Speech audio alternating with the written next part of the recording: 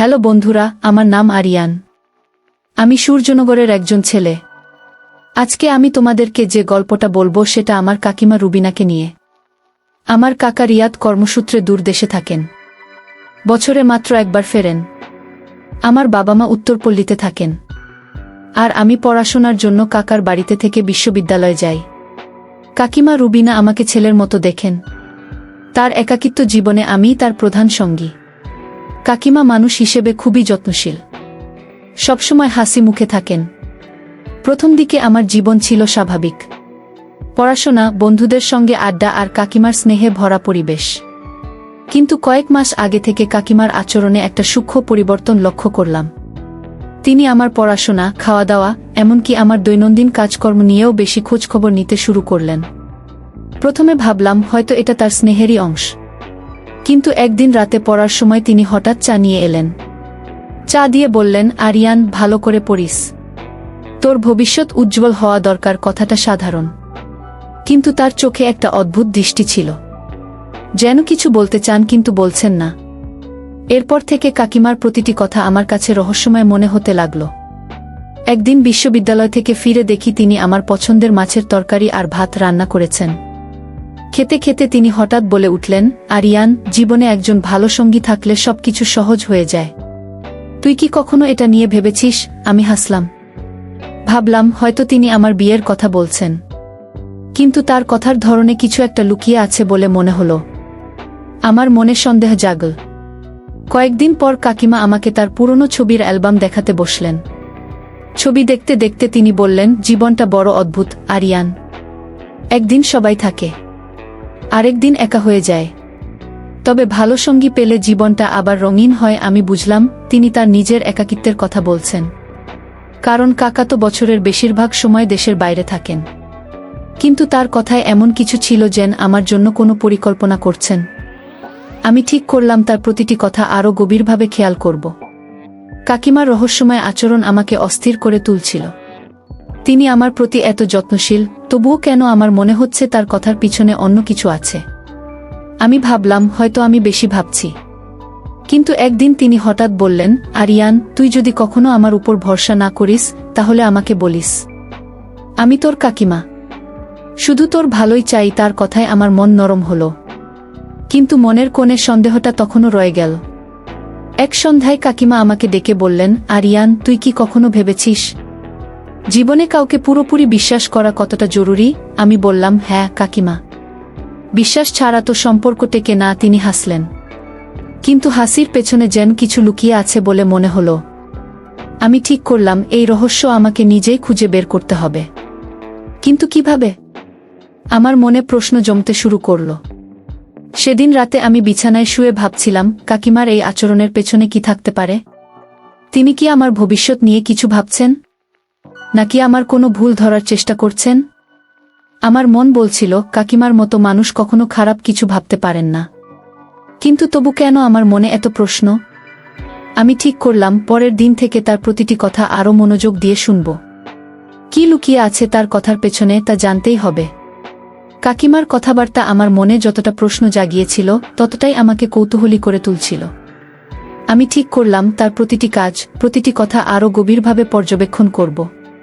পরের দিন সকালে কাকিমা আমাকে ডেকে বললেন, আরিয়ান, আজ বাজার থেকে কিছু জিনিস আনতে হবে। তুই যাবি? আমি মাথা নাড়লাম। তিনি একটা তালিকা আর কিছু টাকা দিলেন। তালিকাটা দেখে আমার মনে হলো এটা শুধু বাজারের জন্য নয়, যেন আমাকে কিছু বোঝাতে চাইছেন। বাজার থেকে ফিরে আমি সবকিছু টেবিলে রাখলাম।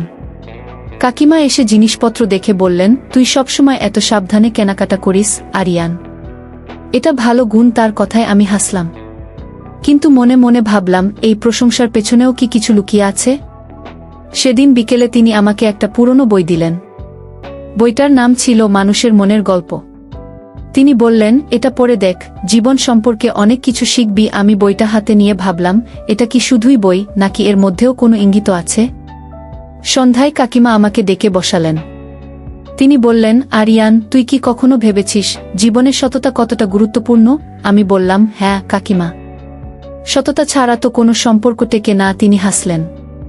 তারপর বললেন, ঠিক বলেছিস। কিন্তু সততা প্রমাণ করতে হয় কাজের মাধ্যমে। তার কথার মানে আমি ঠিক বুঝলাম না। আমার মনে হলো তিনি আমাকে কিছু শেখাতে চাইছেন, কিন্তু কিভাবে? আমার কৌতূহল আরও বাড়ল। পরের দিন বিশ্ববিদ্যালয় থেকে ফিরে দেখি কাকিমা বাড়ির সামনে করিম চাচার সঙ্গে কথা বলছেন। আমাকে দেখে তিনি ডাকলেন, আরিয়ান, এদিকে আয়। আমি গিয়ে দাঁড়ালাম। করিম চাচা বললেন, তোর কাকিমা বলছিলেন তুই খুব দায়িত্বশীল ছেলে। আমি একটু লজ্জা পেলাম, কিন্তু কাকিমার দিকে তাকিয়ে দেখলাম তার চোখে একটা অদ্ভুত চমক। তিনি কি ইচ্ছাকৃতভাবে আমার প্রশংসা করছেন, নাকি এর পেছনে অন্য কিছু আছে? একদিন রাতে খাওয়ার সময় কাকিমা হঠাৎ বললেন, আরিয়ান, তুই যদি কখনো কঠিন পরিস্থিতিতে পড়িস তুই কি করবি? আমি বললাম, কাকিমা, আমি চেষ্টা করব শান্ত থাকতে আর সঠিক সিদ্ধান্ত নিতে। তিনি মাথা নাড়লেন, যেন আমার উত্তরটা তাকে খুশি করেছে। কিন্তু তারপর তিনি বললেন, জীবনে কখনো কখনো সঠিক সিদ্ধান্ত নেওয়া মানে নিজের ইচ্ছাকে দমিয়ে রাখা। তুই কি পারবি? আমি চুপ করে গেলাম। তার কথাই যেন একটা পরীক্ষার ইঙ্গিত ছিল। কয়েকদিন পর কাকিমা আমাকে একটা ছবির অ্যালবাম দেখাতে বসলেন। ছবিগুলো তার পুরনো দিনের। কিছু ছবিতে কাকা ছিলেন, কিছুতে তার পরিবার। হঠাৎ তিনি একটা ছবি দেখিয়ে বললেন, এই মেয়েটাকে দেখ, এটা আমার বোনের মেয়ে রেণুকা। সুন্দর, তাই না? আমি ছবিটার দিকে তাকালাম। মেয়েটি সত্যিই সুন্দর, শিক্ষিত চেহারা।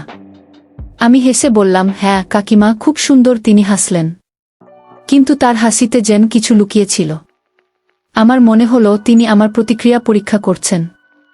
এই ঘটনার পর থেকে কাকিমা আমার সঙ্গে আরও বেশি কথা বলতে শুরু করলেন। তিনি আমার ক্যারিয়ার প্ল্যান, আমার জীবনের লক্ষ্য, এমনকি আমি জীবনসঙ্গীর কাছে কি চাই, এইসব নিয়ে প্রশ্ন করতেন। একদিন তিনি বললেন, আরিয়ান, তুই কি মনে করিস একজন মানুষের চরিত্র তার কথার চেয়ে তার কাজে বেশি প্রকাশ পায়? আমি বললাম, হ্যাঁ কাকিমা, কাজই মানুষের আসল পরিচয় দেয়। তিনি মুচকি হাসলেন। রাতে আমি ভাবতে লাগলাম, কাকিমা এত প্রশ্ন কেন করছেন? তিনি কি আমার জন্য কোনো বড় পরিকল্পনা করছেন, নাকি আমার চরিত্র বোঝার চেষ্টা করছেন? তার এই রহস্যময় আচরণ আমাকে অস্থির করে তুলছিল। আমি ঠিক করলাম পরের দিন তাকে সরাসরি জিজ্ঞেস করব, কিন্তু মনের কোথাও একটা ভয়ও ছিল। যদি আমার সন্দেহ সত্যি হয়, যদি কাকিমার উদ্দেশ্য আমার ভাবনার চেয়ে আলাদা হয়। আমার মন বলছিল, আরেকটু ধৈর্য ধরে দেখি, হয়তো সব পরিষ্কার হবে। কাকিমার রহস্যময় আচরণ আমাকে দিন দিন আরও অস্থির করে তুলছিল। আমি ঠিক করলাম সরাসরি কিছু জিজ্ঞেস না করে তার কাজকর্ম আরও কাছ থেকে লক্ষ্য করব। পরের দিন সকালে কাকিমা আমাকে বললেন, আরিয়ান, আজ আমার একটা কাজের সাহায্য লাগবে। তুই কি প্রতিবেশী সীমা আপার বাড়িতে গিয়ে একটা জিনিস দিয়ে আসবি? আমি রাজি হলাম। তিনি একটা প্যাকেট দিয়ে বললেন, এটা সাবধানে দিস, আর সীমা আপার সঙ্গে ভদ্রভাবে কথা বলিস। আমি ভাবলাম, এটা কি শুধুই একটা কাজ, নাকি এর পেছনেও কিছু লুকিয়ে আছে? সীমা আপার বাড়িতে গিয়ে প্যাকেটটা দিলাম। তিনি আমাকে দেখে হাসলেন আর বললেন, তোর কাকিমা বলছিল তুই খুব দায়িত্বশীল। আজকালকার ছেলেদের মধ্যে এমন গুণ কম দেখা যায়। আমি হাসলাম, কিন্তু মনে মনে ভাবলাম, কাকিমা কেন সবার সঙ্গে আমার প্রশংসা করছেন? এটা কি তার পরিকল্পনার অংশ? ফিরে এসে কাকিমাকে বললাম, প্যাকেটটা দিয়ে এসেছি। তিনি শুধু মুচকি হাসলেন, কিন্তু কিছু বললেন না। আমার সন্দেহ আরও বাড়ল। একদিন বিকেলে কাকিমা আমাকে ডেকে বসালেন। তিনি বললেন, আরিয়ান, তুই তো অনেক ভালো ছেলে, কিন্তু বলতো, তুই কি কখনো কারোর জন্য নিজের স্বার্থ ত্যাগ করতে পারবি? আমি একটু ভেবে বললাম, কাকিমা, যদি কারোর ভালোর জন্য হয় তাহলে নিশ্চয়ই পারব। তিনি মাথা নাড়লেন, যেন আমার উত্তরটা তার মনে ধরেছে।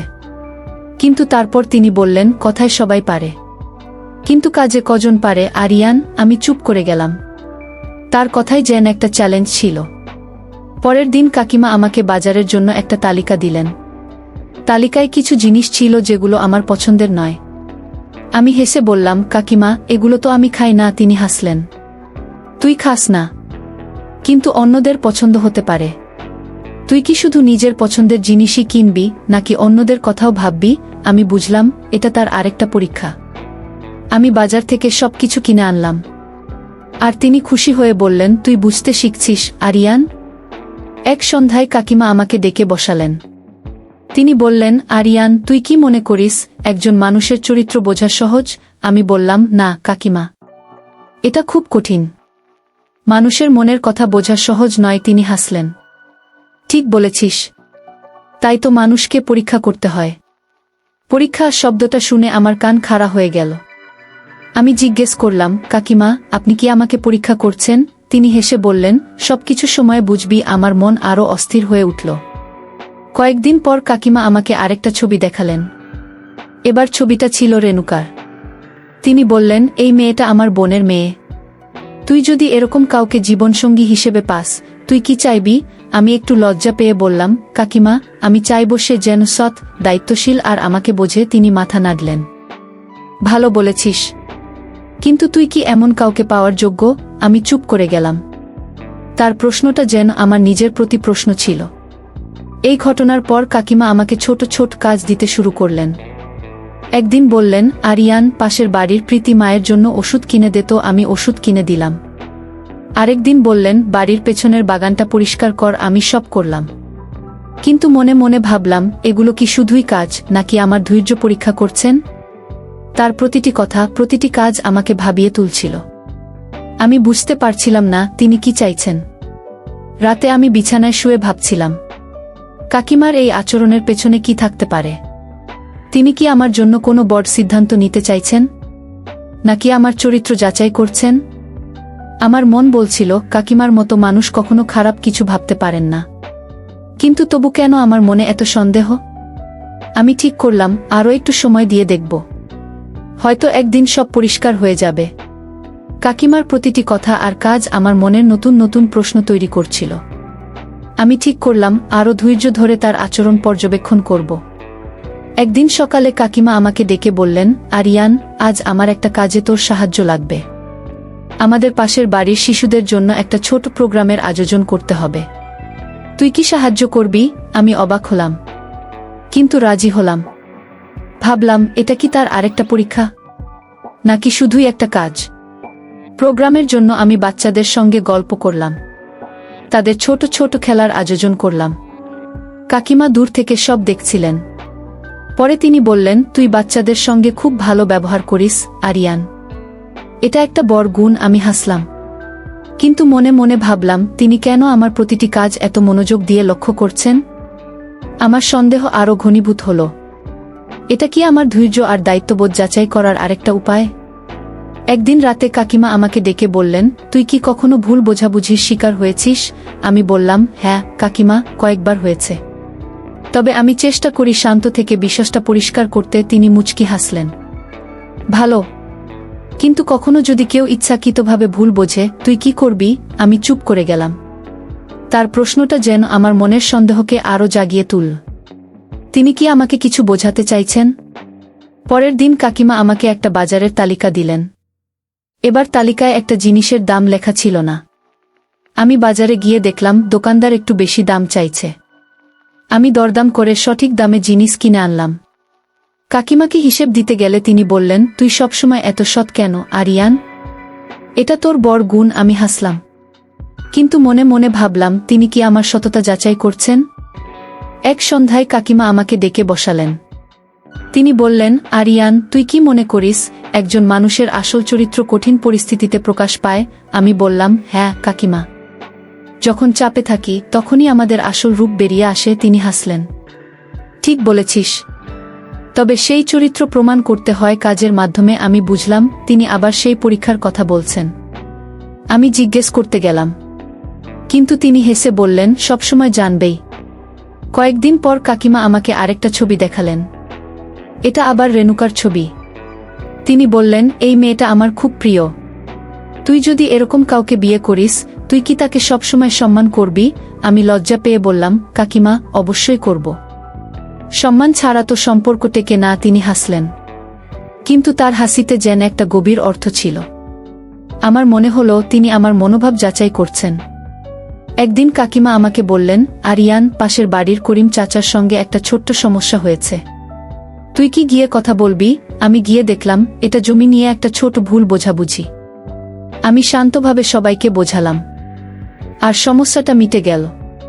কাকিমা পরে বললেন, তুই খুব ভালোভাবে সমস্যার সমাধান করেছিস। এটা একটা বড় গুণ। আমি হাসলাম, কিন্তু মনে মনে ভাবলাম, এটা কি তার আরেকটা পরীক্ষা ছিল? রাতে আমি ভাবছিলাম, কাকিমার সব কাজের পেছনে কি উদ্দেশ্য থাকতে পারে? তিনি কি আমার জন্য কোনো বড় পরিকল্পনা করছেন? রেণুকার ছবি দেখানো, আমার সততার আর ধৈর্য পরীক্ষা করা, এসব কি কোনো বড় সিদ্ধান্তের অংশ? আমার মন বলছিল কাকিমার উদ্দেশ্য ভালো হতে পারে, কিন্তু তবুও কেন আমার মনে এত সন্দেহ? আমি ঠিক করলাম আরও একটু সময় নিয়ে দেখব। কাকিমার আচরণ আমার মনে একটা অদ্ভুত রহস্যের জাল বুনছিল। আমি প্রতিদিন তার কথার কাজের মধ্যে লুকানো ইঙ্গিত খুঁজতে শুরু করলাম। একদিন সকালে কাকিমা আমাকে ডেকে বললেন, আরিয়ান, আমার একটা পুরনো বন্ধু আজ বাড়িতে আসবে। তুই কি তার সঙ্গে একটু সময় কাটাতে পারবি? আমি রাজি হলাম, কিন্তু মনে মনে ভাবলাম, এটা কি শুধু অতিথি আপ্যায়নের জন্য, নাকি এর পেছনেও কোনো উদ্দেশ্য আছে? কাকিমার বন্ধু তৃষা আন্টি বিকেলে এলেন। তিনি খুব হাসি খুশি একজন মানুষ। আমি তাকে চা দিলাম, তার সঙ্গে গল্প করলাম। তিনি আমার পড়াশোনা আর ভবিষ্যৎ পরিকল্পনা নিয়ে অনেক প্রশ্ন করলেন।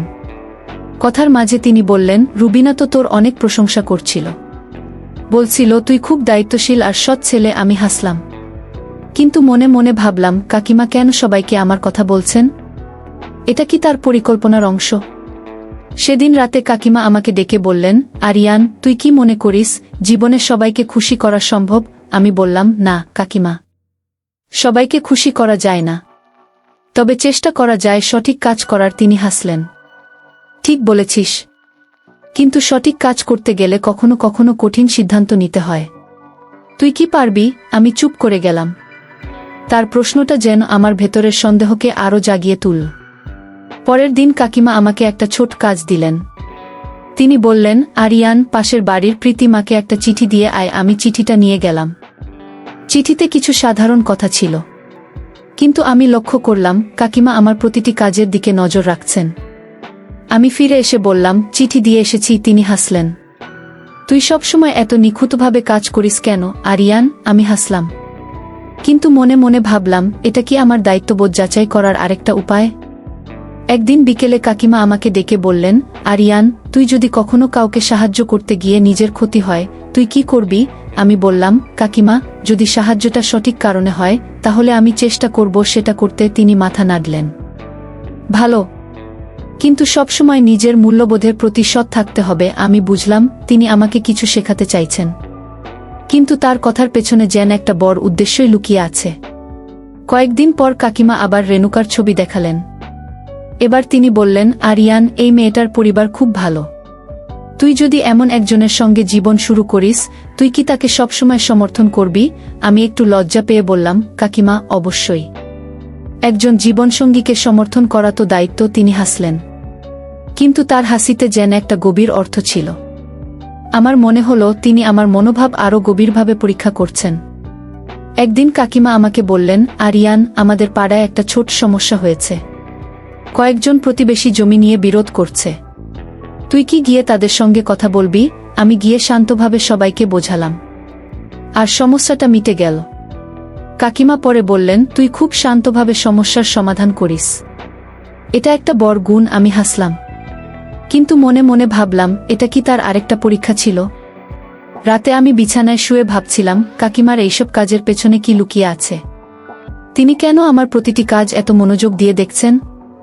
রেণুকার ছবি দেখানো, আমার সততা, ধৈর্য আর দায়িত্ববোধ পরীক্ষা করা, এসব কি কোনো বড় পরিকল্পনার অংশ? আমার মন বলছিল কাকিমার উদ্দেশ্য ভালো হতে পারে, কিন্তু তবুও আমার মনে সন্দেহ কাটছিল না। আমি চিন্তা করতে লাগলাম, কিভাবে কাকিমার মনের উদ্দেশ্য জানা যায়। কাকিমার এইসব দৃষ্টিভঙ্গি আমার মনকে পুরোপুরি আচ্ছন্ন করে ফেলেছিল। আমি প্রতিদিন তার কথা আর কাজের মধ্যে লুকানো অর্থ খুঁজতে থাকলাম। একদিন সকালে কাকিমা আমাকে ডেকে বললেন, আরিয়ান, আজ আমার একটা জরুরি কাজে তোর সাহায্য লাগবে। আমাদের পাড়ার উপাসনালয়ে কিছু দানের জিনিস পৌঁছে দিতে হবে। তুই কি যাবি? আমি রাজি হলাম, কিন্তু মনে মনে ভাবলাম, এটা কি শুধু একটা কাজ, নাকি আমার দায়িত্ববোধ পরীক্ষার আরেকটা ধাপ? উপাসনালয়ে গিয়ে আমি জিনিসগুলো দিয়ে এলাম। সেবাকর্তা আমাকে দেখে বললেন, তোর কাকিমা বলছিল তুই খুব সৎ আর পরিশ্রমী ছেলে। এমন ছেলেরা আজকাল কমই দেখা যায়। আমি হাসলাম, কিন্তু মনের মধ্যে সন্দেহ আরও ঘনীভূত হল। কাকিমা কেন সবার কাছে আমার প্রশংসা করছেন? এটা কি তার কোনো বড় পরিকল্পনার অংশ? ফিরে এসে কাকিমাকে বললাম, জিনিসগুলো দিয়ে এসেছি। তিনি শুধু হাসলেন, কিন্তু কিছু বললেন না। একদিন রাতে খাবার সময় কাকিমা হঠাৎ বললেন, আরিয়ান, তুই যদি কখনো এমন পরিস্থিতিতে পড়িস যেখানে সত্য বললে তোর ক্ষতি হবে, তুই কি করবি? আমি একটু ভেবে বললাম, কাকিমা, আমি চেষ্টা করব সত্য বলতে, তবে এমনভাবে যাতে কারো ক্ষতি না হয়। তিনি মাথা নাড়লেন। ভালো, কিন্তু সত্য বলার জন্য যদি তোকে বড় মূল্য দিতে হয়? আমি চুপ করে গেলাম। তার প্রশ্নটা যেন আমার মনের সন্দেহকে আরও বাড়িয়ে দিল।